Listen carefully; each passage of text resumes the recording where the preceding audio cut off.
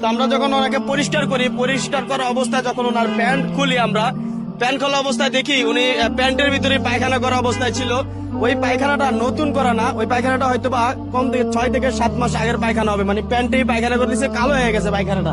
তো উনি কিছুদিন পরে এই পায়খানায় কিন্তু পোকা হয়ে যেত, চুলকানো হয়ে যেত, ওনার পায়ে কিন্তু পছন্দ ধরতো। রাস্তার মানুষগুলো কিন্তু এইভাবে কিন্তু আস্তে আস্তে পচে পচে লাস্টের দিক দিয়ে মারা যায়। এই যে আমার দিক তাকান, আজকে রমজান মাস, এই রমজান মাসের দিনে এই দেখেন, যদি যে কোনো কারো বাবা তো এখানে রাস্তায় পড়ে আছে, আমার বাবা না হোক অন্য কারো বাবা, হয়তো ভাই উনি তো একজন না একজনের বাবা। তা আপনাদের একটা কথা বলতে চাই, রমজান মাসে, এই রমজান মাসের উসিলায় আমরা চাই, আমরা অনেক পাগলকে তার পরিবারের কাছে পৌঁছায় দিছি। এই পর্যন্ত অনেক পাগল তার পরিবারের কাছে যায়, চিকিৎসা অবস্থা আছে, অনেকে সুস্থ হয়ে গেছে। আমরা চাই এই বাবাটি তার পরিবারের কাছে পৌঁছে যাক।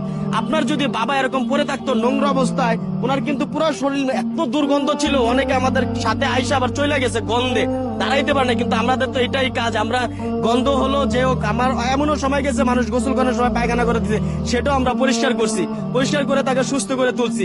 তো আপনাদের কাছে দুইটা হাত ধরে রিকোয়েস্ট করতে চাই, এই বাবাটিকে তার পরিবারের কাছে রমজান মাসের ভিতরে যেন পৌঁছায় দিতে পারি। এই ঈদ যেন সে তার পরিবারের কাছে একসাথে পরিবারের সাথে করতে পারে।